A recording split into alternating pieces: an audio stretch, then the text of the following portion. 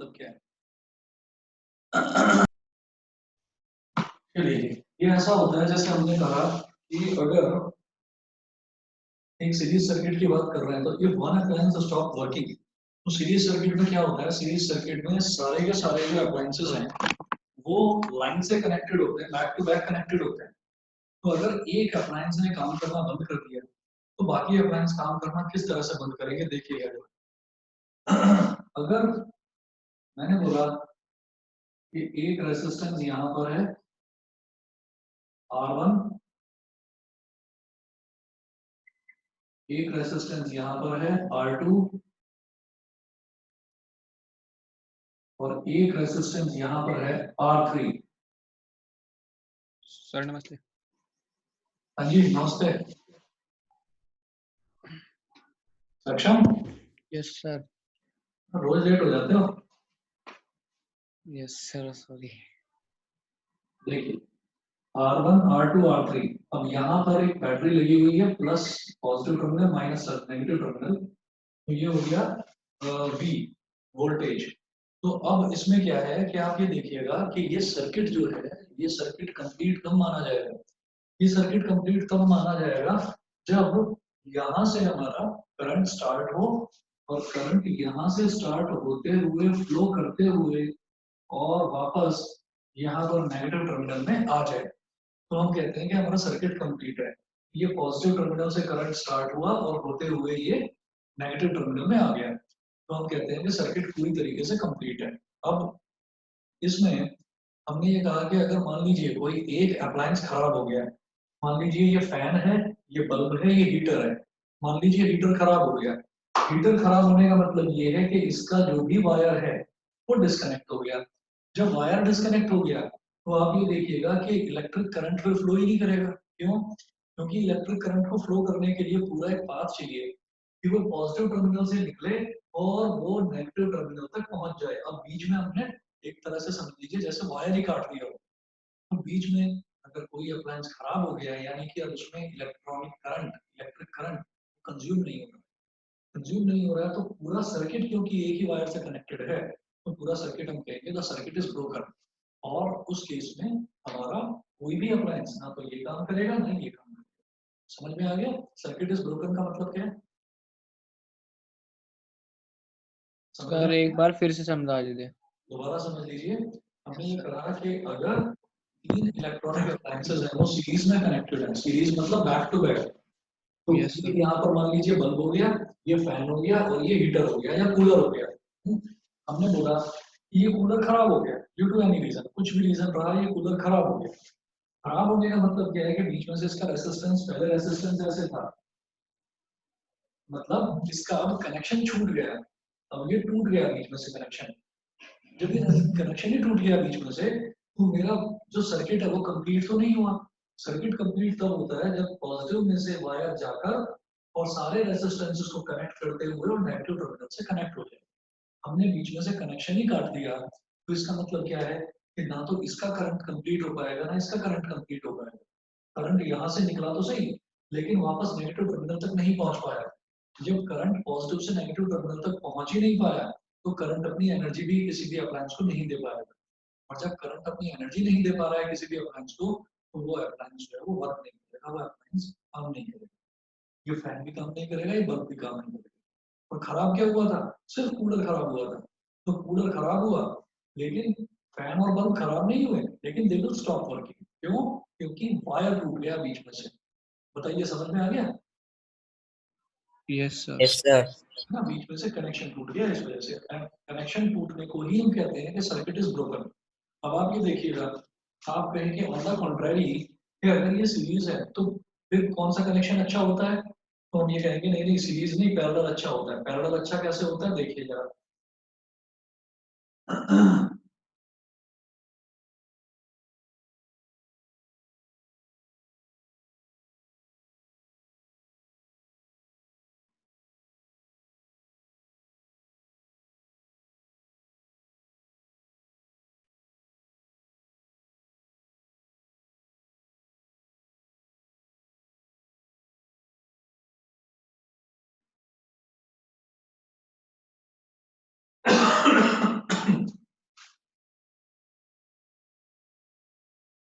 R1 R2 R3।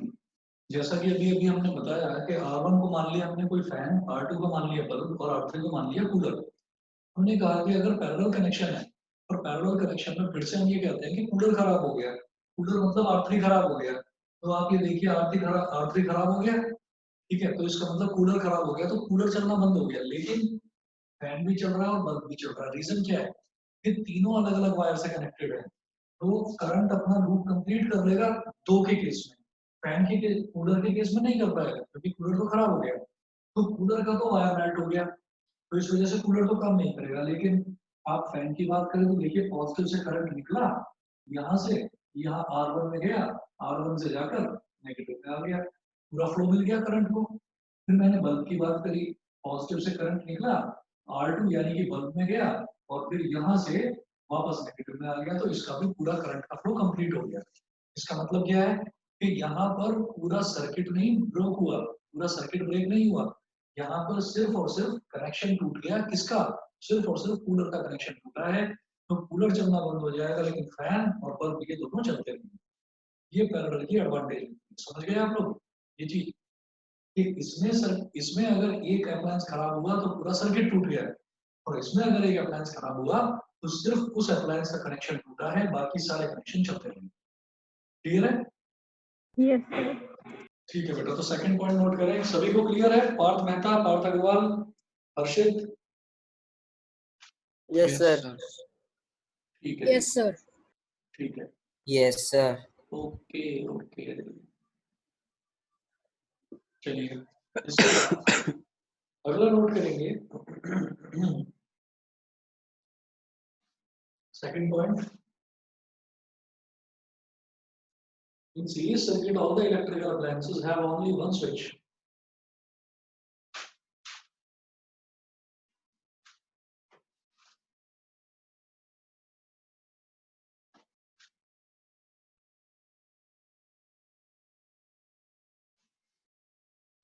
In series circuit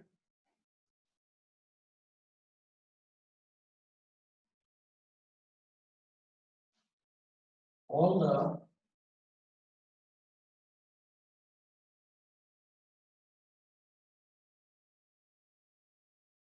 electrical appliances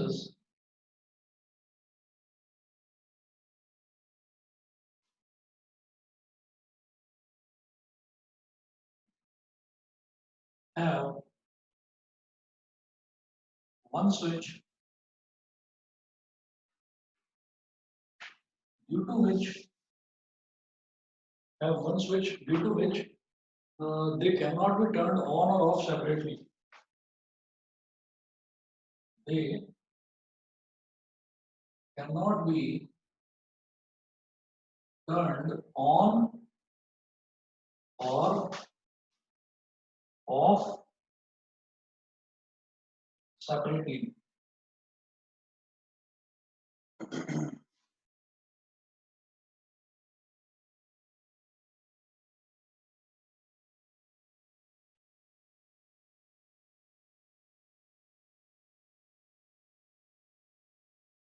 note करिए।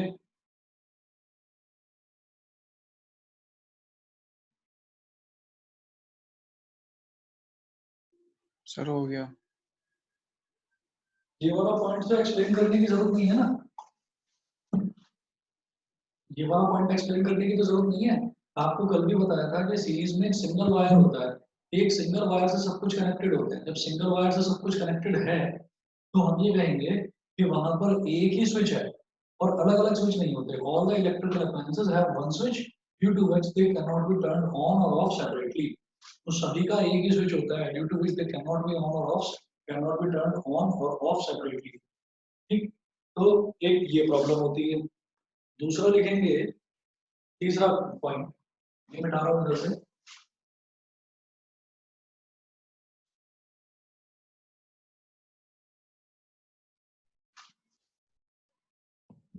और sir ये chapter कब तक खत्म हो जाएगा, कितनी क्लासेस में खत्म हो बेटा जाएगा?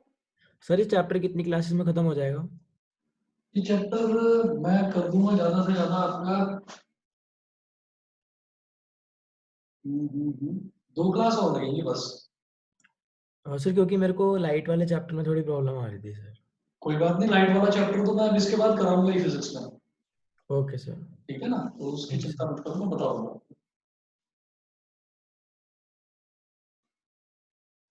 कोई टेस्ट वगैरह तो नहीं आने वाला ना? सर आज मेरी एक असाइनमेंट आई थी 5 मार्क की, उसमें थोड़ी प्रॉब्लम आ रही थी सर मेरे को। अच्छा, मेरे को प्रॉब्लम्स भेज देना, मैं करवा दूंगा आपको।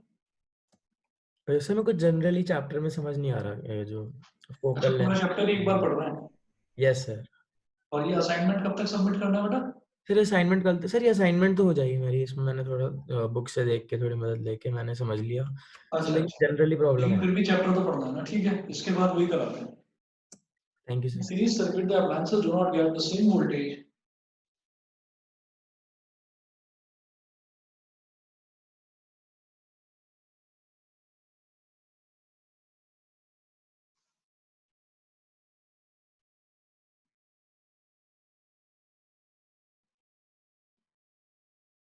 the appliances do not get the same voltage 220 volt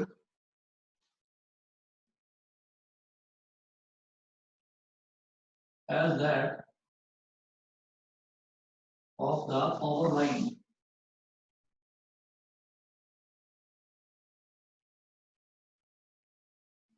ये भी आप लोगों को जहां तक है समझ में आ गया होगा कि हमने ये बताया था कि जो सीरीज कनेक्शन होता है ना, सीरीज कनेक्शन में बेटा करंट तो सेम रहती है, लेकिन जो वोल्टेज है, वोल्टेज डिफर करती है, वेरी करती है। इस तरीके से हमने ये कहा कि अगर मान लीजिए हमारे पास एक रेसिस्टेंस है R1, एक रेसिस्टेंस है R2 और तीसरा रेसिस्टेंस है R3।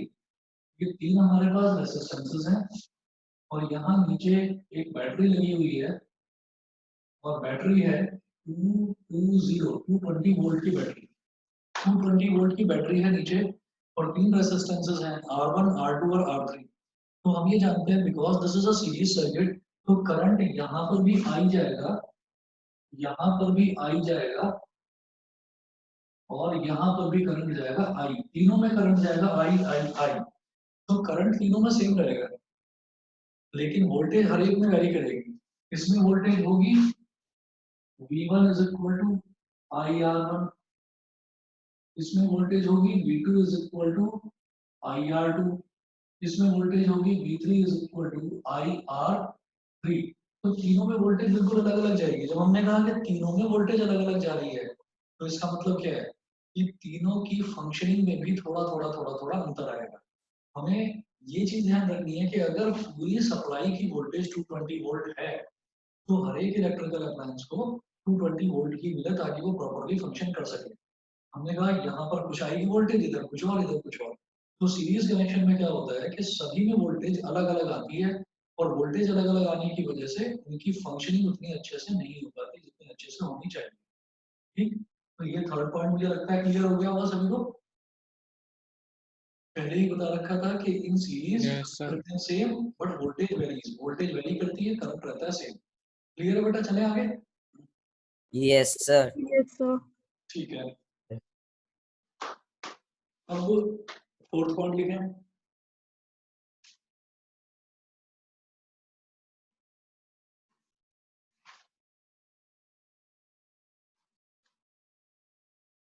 फोर्थ पॉइंट है in series connection the overall resistance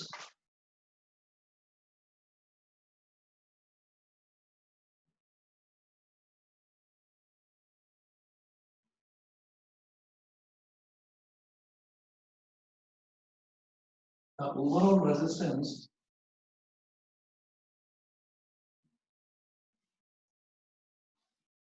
of the circuit increases too much. Overall resistance of the circuit increases too much. Increases too much, due to which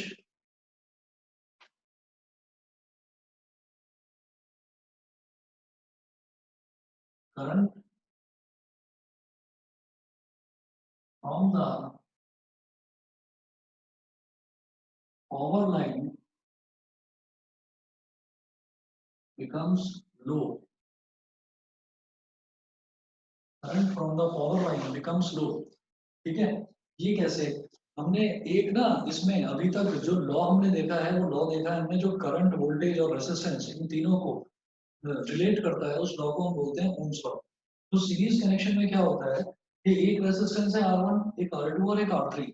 तो अगर overall resistance की बात करें तो किसी भी circuit का रेजिस्टेंस जितना कम होता है ना, वो सर्किट उतना ही अच्छे से फंक्शन करता है, वो उतना ही कम इलेक्ट्रिसिटी कंज्यूम करता है जिसका रेजिस्टेंस जितना कम होगा।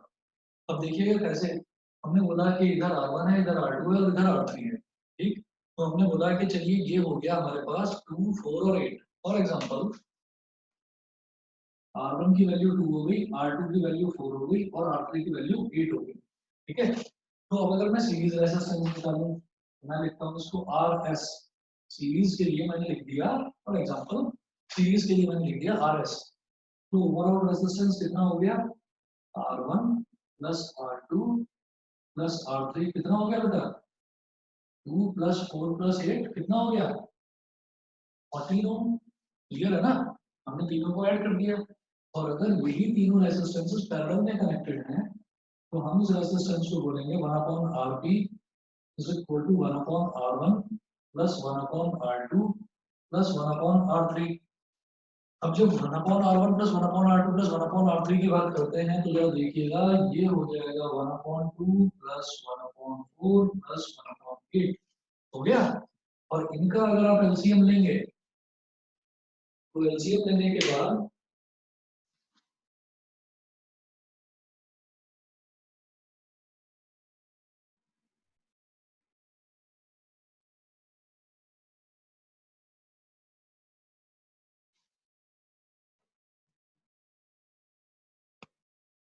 एक मिनट के लिए बेटा वीडियो रुकी है।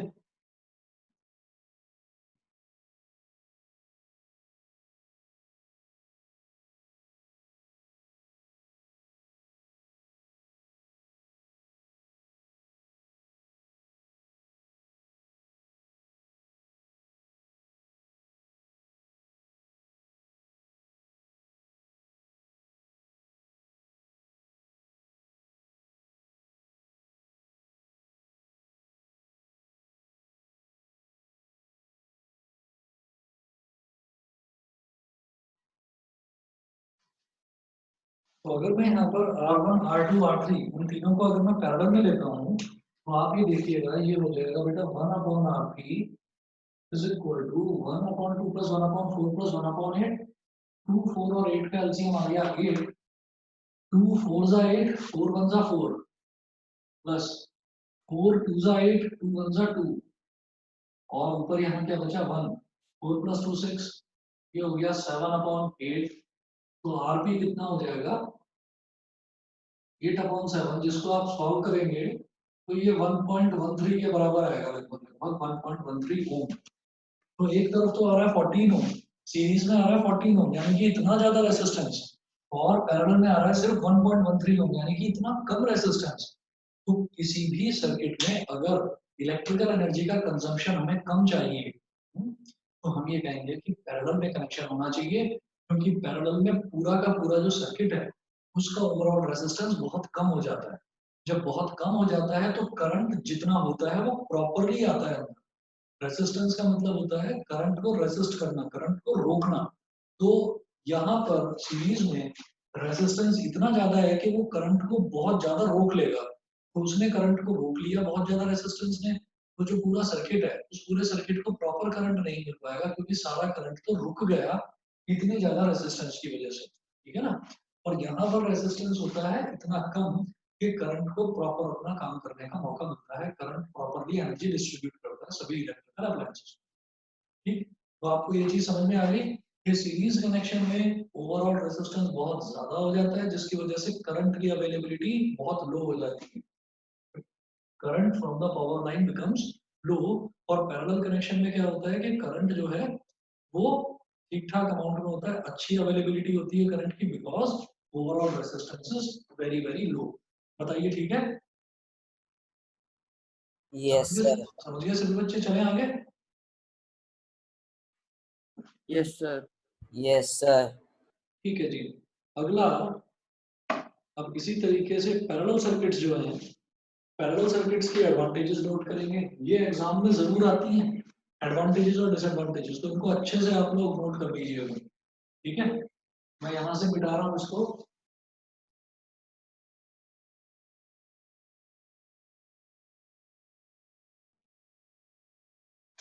अब नेक्स्ट आप नोट करिए एडवांटेजेस। ये तो सीरीज सर्किट की डिसएडवांटेज हो गई, अब पैरेलल की एडवांटेजेस देखेंगे। तो ये मैं आपको सिर्फ नोट करवाऊंगा, क्योंकि पैरेलल की एडवांटेजेस मैंने सीरीज की एडवांटेजेस के डिसएडवांटेजेस के साथ साथ आपको एक्सप्लेन कर दिए। तो इसको सिर्फ मैं नोट करवा रहा हूँ, नोट कर लीजिए फटाफट।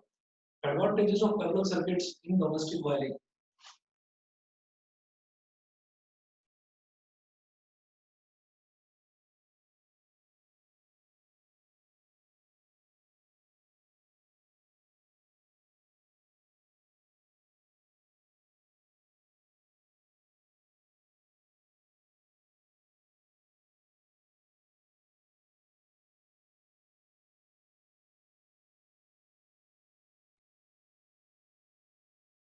Advantages of parallel circuits in domestic wiring, जिसमें पहला पॉइंट लिखिएगा,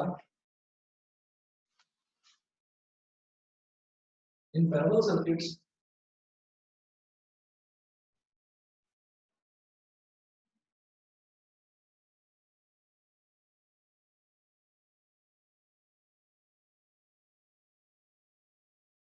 in parallel circuits, if one electrical appliance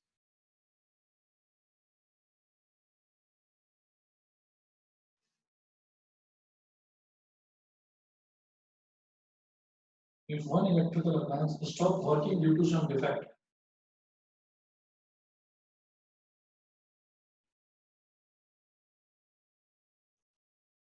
stops working due to some defect,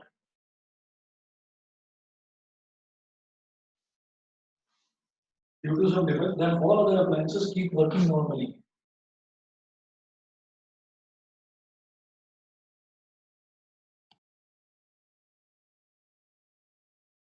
All other appliances keep working normally.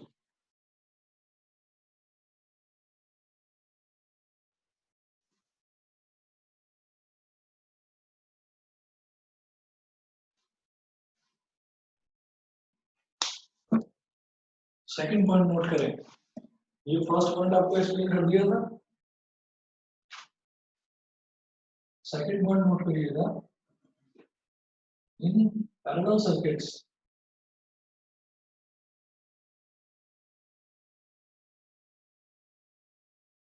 each electrical appliance has its own switch.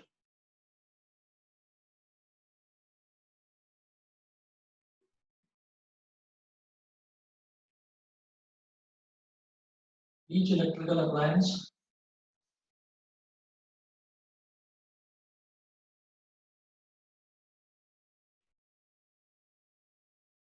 has its own switch, due to which it can be turned on or off independently. Due to which it can be turned on or off independently.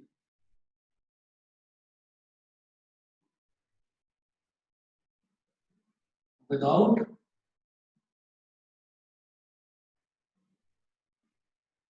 affecting other appliances. Without affecting other appliances.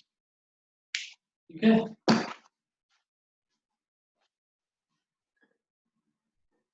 Third point note करिएगा,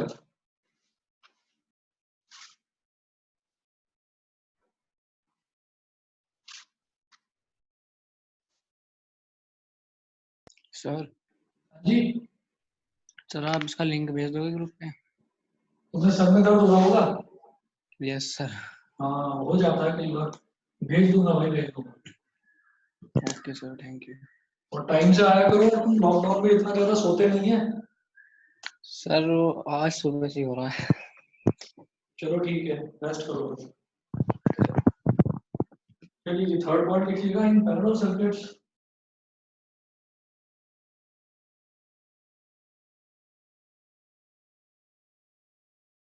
In parallel circuits, each electrical appliance gets the same voltage.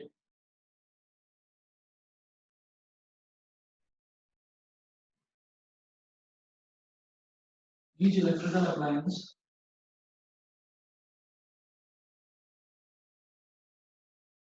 gets the same voltage as that of the power supply line. 220 volt as that of the power supply line. इसमें सबको same voltage मिलती है। अगला note करिएगा in parallel connection the overall resistance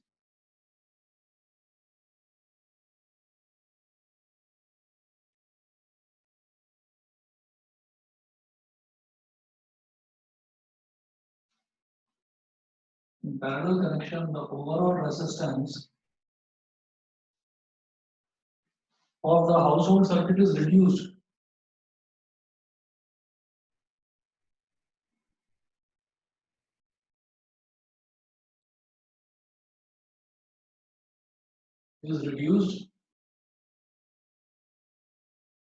due to which the current from the due to which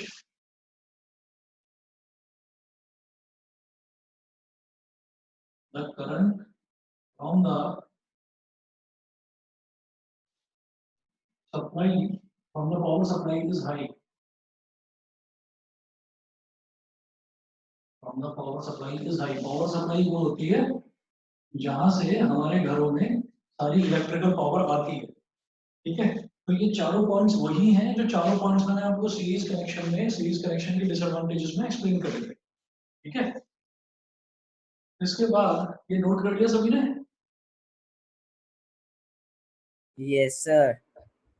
कर लिया बेटा सबने? पार्थ मेहता, हर्षित, Yes, कविता? sir. Yes, sir. Yes, sir. ठीक है। अच्छा, अगला टॉपिक लिखेंगे आप electric power. Electric power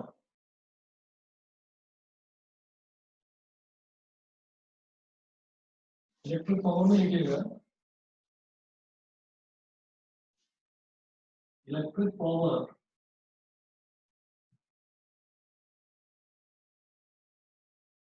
is defined as the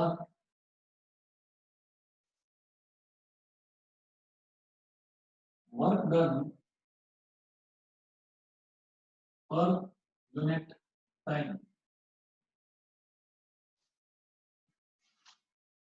work done per unit time. अब यहाँ पर वर्क डन कौन सा है? कोई भी वर्क डन नहीं, work done by electricity. Electricity जो वर्क कर रही है दैट पर यूनिट टाइम यानी कि that divided by time is known as electric power. तो ये हो जाता है P इज इक्वल टू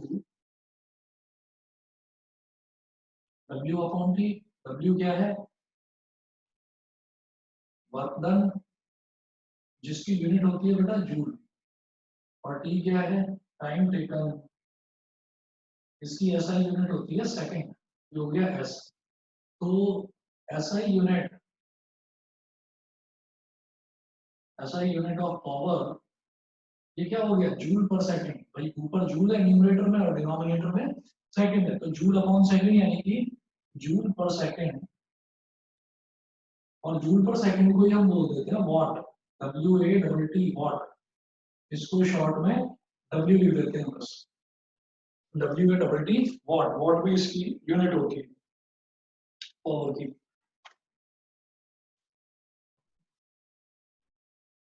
ठीक है। इसके बाद मैं इधर वाला मिटा रहा हूँ।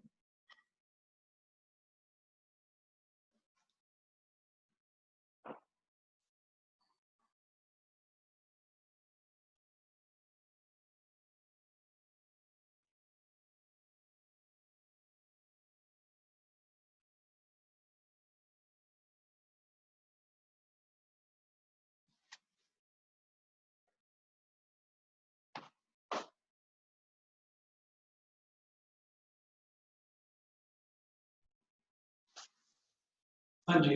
अब इसमें ना आप सबसे पहले ये देखिएगा कि जैसे पावर है तो पावर का एक मैंने आपको डेफिनेशन बता दिया कि पावर का एक डेफिनेशन ये हो गया कि it is work done per unit time, यानी कि E is equal to W upon T। और फिर अगर हम रिकॉल करें, हम अगर इलेक्ट्रिक पोटेंशियल की बात करें तो इलेक्ट्रिक पोटेंशियल यानी कि electric potential basically potential difference. तो पोटेंशियल डिफरेंस हमारा ये होता है कि work done by charge consumed W upon Q, ये होता है electric potential, sorry potential difference. तो यहाँ पर आप नोट करिएगा, as we know that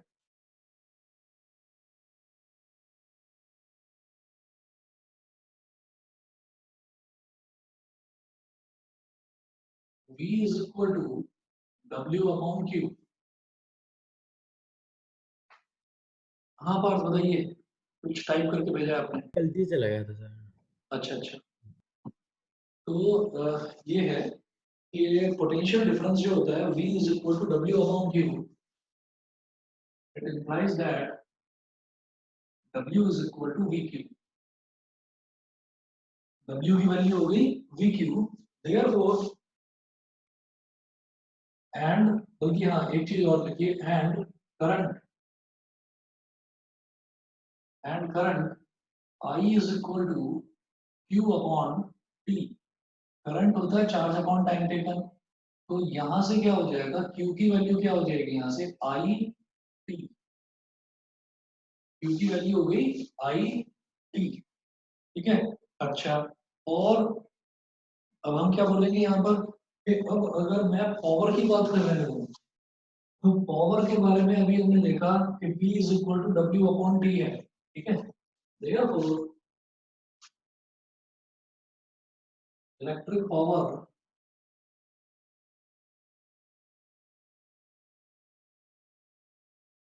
E is equal to W upon T। पहला रिलेशन तो ये है ही, इसको बोल दीजिए equation number 1। P is equal to W upon T, equation number 1। और जब W की वैल्यू है VQ, W की जगह डालिएगा VQ। और अगर मैं T की बात करने लगूँ तो T क्या हो जाएगा बेटा, Q अपॉन I।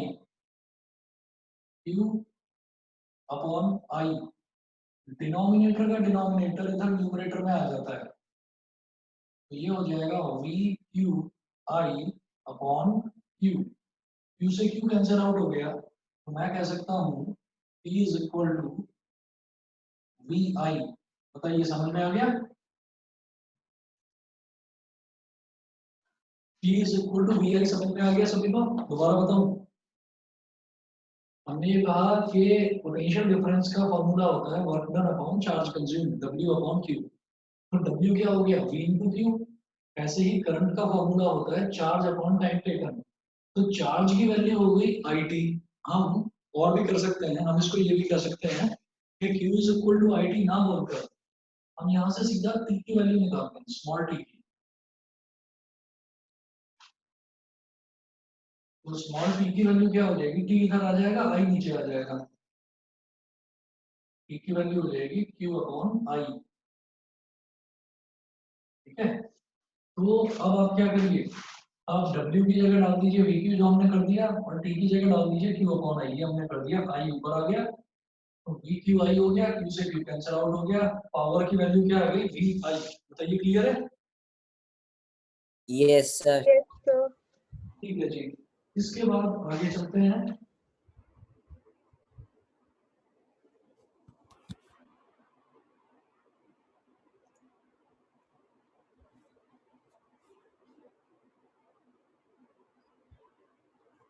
तो आगे नोट करिएगा, बाई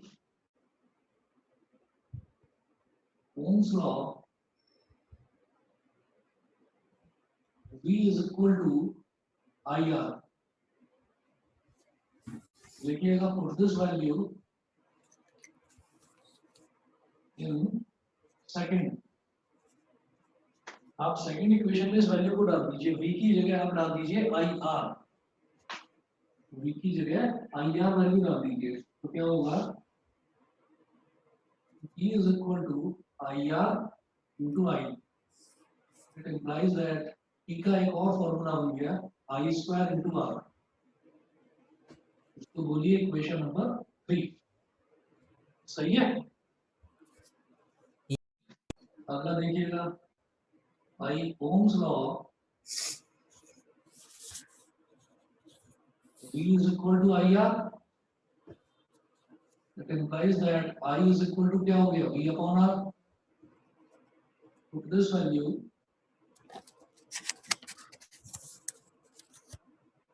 in second. इस वैल्यू को दोबारा से आप सेकंड इक्वेशन में डाल दीजिए।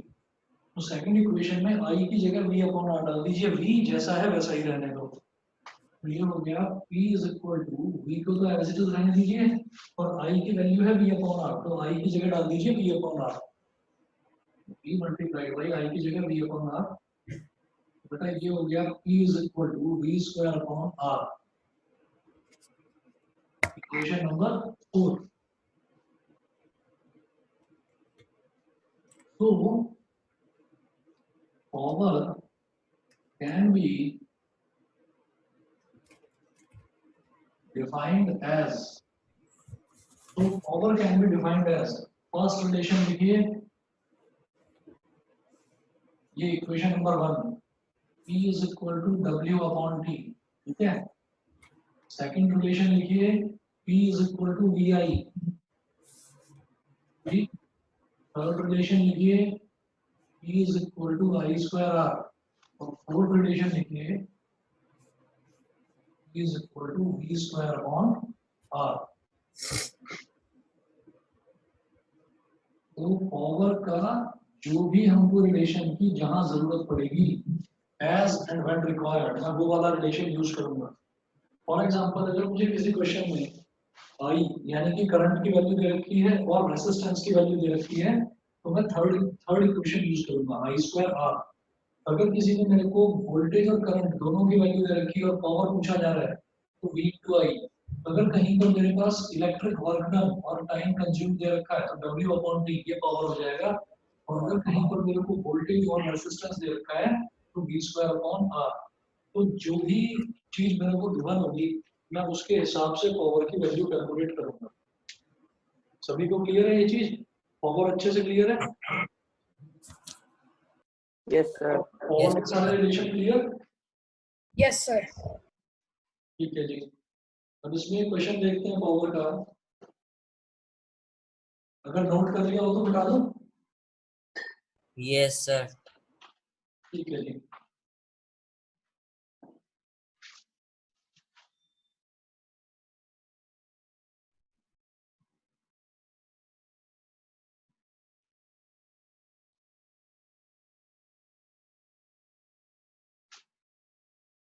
क्वेश्चन नोट करिएगा, what will be the current drawn by an electric bulb?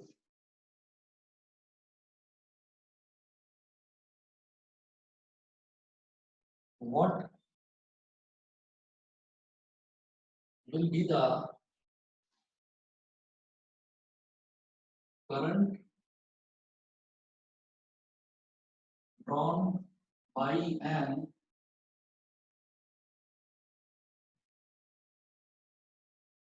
electric bulb? Current drawn by an electric bulb of 40 watt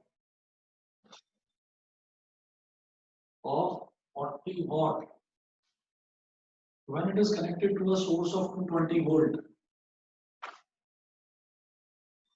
When it is connected to a source of 220 volt.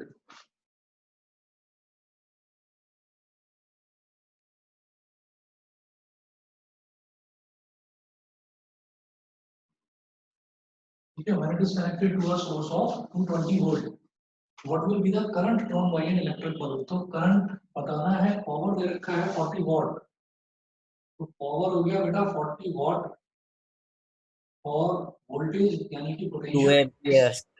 दे रखा है 220 volt. Current पूछ रहे हैं, तो इसका मतलब second वाला relation use करेंगे हम। लिखिएगा, since P is equal to V upon I, it implies that I की वैल्यू क्या हो जाएगी, P upon V। It implies that I is equal to P कितना है 40 और V कितना है 220, 0 से 0 कैंसिल आउट हो गया, 2 2 जा 4 और 2 11 जा 2/11 आ गया एक तो, और 2/11 को अगर हम सिंप्लीफाई करेंगे तो बेटा ये आ जाएगा 0.18 एम्पियर आ गया क्या करंट। बताइए क्लियर है?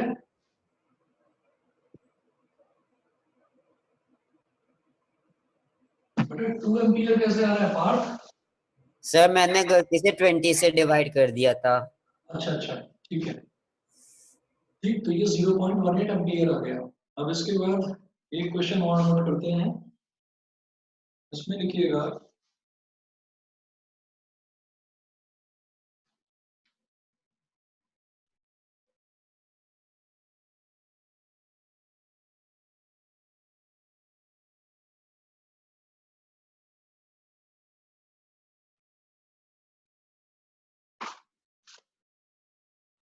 an electric bulb is rated 220 volt and 100 watt.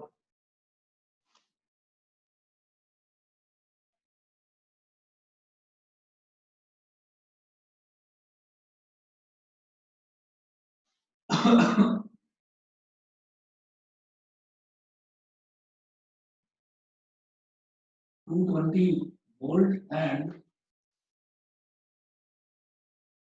100 watt. Full stop. When it is operated on 110 volt, when it is operated on 110 volt,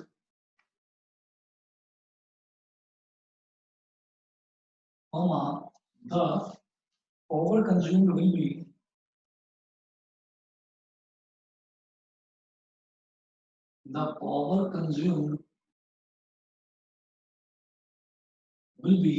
options दे रखे हैं हमको, ये है 100 वॉट, 75 वॉट्स,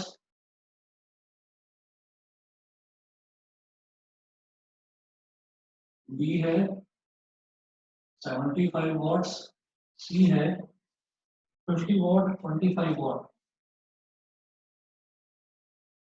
50 वॉट और सी है 25 वॉट्स। ये सारी चीजें दे रखी हैं। अब इसमें ना हमको ये याद रखना चाहिए कि जो रेजिस्टेंस है वो रेजिस्टेंस कभी भी चेंज नहीं होता किसी भी इलेक्ट्रिकल अप्लायंस का। तो अगर हम एक इलेक्ट्रिक बल्ब की बात कर रहे हैं तो इलेक्ट्रिक बल्ब का हम रेजिस्टेंस कैलकुलेट करेंगे जो कंडीशंस दे रखी हैं उन कंडीशंस के हिसाब से। देखिए मुझे दे रखा है इसका पोटेंशियल डिफरेंस 220 वोल्ट, इसका पोटेंशियल डिफरेंस है 220 वोल्ट, तो ये क्या हो गया, capital B is equal to 220 volt and power is 100 watt, power है 100 वॉट। ठीक, ये अभी किसी ने आंसर भेजा है, पार्थ मेहता का है 50 वॉट और हर्षित का है 25 वॉट। बेटा 25 वॉट करेक्ट आंसर है। पार्थ एक बार चेक करना क्या मिस्टेक हुआ है। Yes sir. हाँ, पार्थ अग्रवाल पता नहीं कैसे लेफ्ट कर गया। चलिए आगे देखिएगा, जैसे ये P हो गया ये V हो गया, तो हम इसका रेजिस्टेंस निकालेंगे क्योंकि रेजिस्टेंस कभी भी किसी अप्लायंस का चेंज नहीं होता, पावर वोल्टेज करंट कितना भी रेजिस्टेंस चेंज नहीं होता। तो हम कहेंगे since E is equal to V square upon R, it implies that R is equal to V square upon P. V square कितना हो गया बेटा 220 का स्क्वायर अपॉन पावर कितना है 100, तो 220 मल्टीप्लाइड बाय 220 अपॉन 100, 0 0 0 0 ये कैंसिल आउट हो गया, 22 का स्क्वायर होता है 484 ओम आ गया ये हमारे पास। ठीक है, हर्षित बताइए क्या बोल रहे हैं। सर गलती से हो गया था वो। ओके तो रेजिस्टेंस आ गया 484 ohm. Now R is equal to 484 ohm अब नए केस की बात कर रहे हैं, when it is operated on 110 volt, volt कितना है अब 110 volt, the power consumed will be, देखिए V है और R है, तो पावर का क्या फॉर्मूला लगाएंगे, 2V स्क्वायर अपॉन R, यानी कि 110 का square upon R, upon R कितना है 484, 110 इंटू 110 और 484 कैसे आया बेटा, ये आया था 22 मल्टीप्लाइड बाई 22, 22 मल्टीप्लाइड बाई 22 करके 484 आया, 11 10 जा 110, 11 2 जा 22, 11 10 जा 110, 11 2 जा 22, 2 5 जा 10, 2 5 जा 10, 5 मल्टीप्लाइड बाई 5 कितना हो गया 25 वॉट्स, तो आंसर क्या है डी, करेक्ट आंसर है डी 25 वॉट्स। सभी को क्लियर है? Yes, sir. ठीक है, चलिए जी, इसके बाद हमारा थोड़ा सा ही बचा है, ज्यादा बचा नहीं है चैप्टर, पावर के कुछ न्यूमेरिकल्स करेंगे, कुछ करना है हमको हीटिंग इफेक्ट ऑफ करंट और लास्ट में इलेक्ट्रिक फ्यूज, बस इतना हमारा बचा हुआ, ज्यादा नहीं बचा है चैप्टर। तो मुझे लगता है 2 में ज्यादा बोल रहा हूँ, हो सकता है एक क्लास में ये फिनिश हो जाए, ठीक है, उसके बाद फिर फिजिक्स में मैं next chapter reflection of light करूँगा, ठीक है पार्थ, तो Yes, बस ये हो जाएगा, ठीक, चलिए जी, बाकी कल की छुट्टी रहेगी, परसों मिलते हैं आप लोगों से, ठीक है, yes sir. Thank you sir. चलिए जी, ओके, बाय बाय।